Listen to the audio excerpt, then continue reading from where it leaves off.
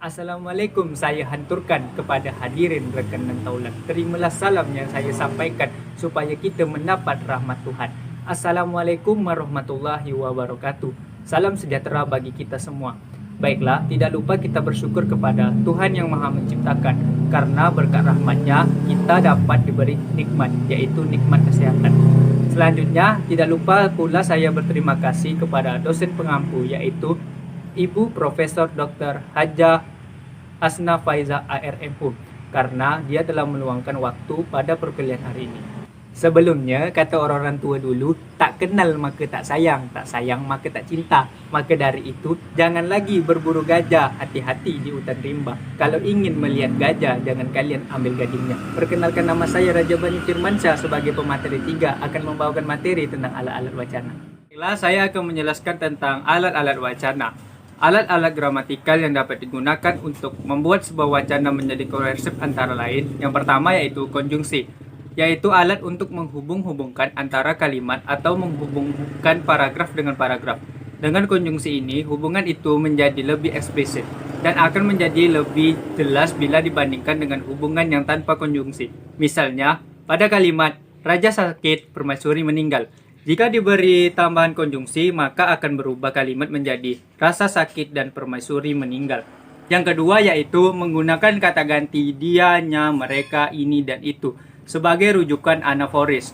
Dengan menggunakan kata ganti sebagai rujukan anaforis, maka bagian kalimat yang sama tidak perlu diulang, melainkan diganti dengan kata ganti itu, sehingga kalimat-kalimat menjadi saling berhubungan. Misalnya, rombongan mahasiswa pengunjuk rasa itu mula-mula mendatangi kantor Menteri Dalam Negeri.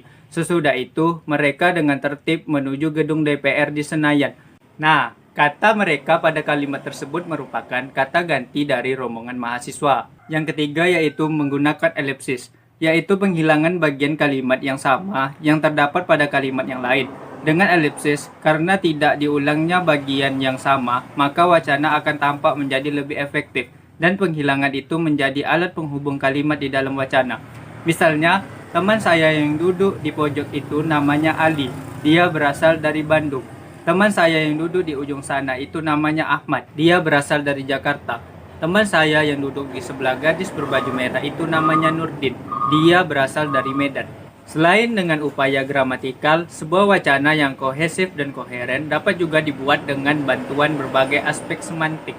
Caranya antara lain, yang pertama, menggunakan hubungan pertentangan pada kedua bagian kalimat yang terdapat dalam wacana itu. Misalnya, kemarin hujan turun lebat sekali, hari ini cerahnya bukan main. Yang kedua, menggunakan hubungan genetik spesifik atau sebaliknya spesifik genetik. Misalnya, kuda itu jangan kau pacu terus, binatang juga perlu istirahat. Yang ketiga, menggunakan hubungan perbandingan antara isi kedua bagian kalimat atau isi antara dua buah kalimat dalam satu wacana. Misalnya, lahap benar makannya, seperti orang yang sudah 1 minggu tidak ketemu nasi. Yang keempat, menggunakan hubungan sebab akibat di antara isi kedua bagian kalimat atau isi antara dua buah kalimat dalam satu wacana. Misalnya, dia malas dan seringkali bolos sekolah. Wajarlah kalau tidak naik kelas. Nomor 5, hubungan tujuan dalam isi sebuah wacana. Misalnya, semua anaknya disekolahkan agar kelak tidak seperti dirinya. Yang keenam, menggunakan hubungan rujukan yang sama pada dua bagian kalimat dalam satu wacana. Misalnya, becak sudah tidak ada lagi di Jakarta. Kendaraan roda 3 itu sering dituduh memacetkan lalu lintas. Memang sedap kumpul keluarga di hari raya, ditambah lagi banyak makanan.